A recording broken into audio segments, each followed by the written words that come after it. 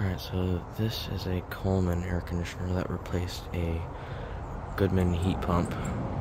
A Goodman SSZ14, I think. Yeah, this is a straight cool unit. Pretty sure that Goodman was matched up with a dual fuel furnace. But it was replaced. I think it was from 2011 or 2012.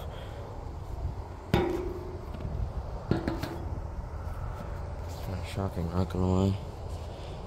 LG scroll. Kinda sucks. But at the same time, the Goodman was kind of a piece of shit because the fan would stay on while it defrosted. It's from 2023. Focus. And it's a 2.5 ton TCD model. Trying to get defrost this morning, but oh well.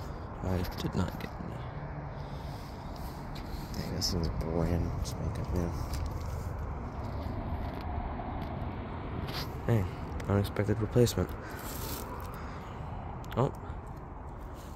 There you go. Kinda sucks that they replaced with a straight cool, but at the same time, it's gas heat.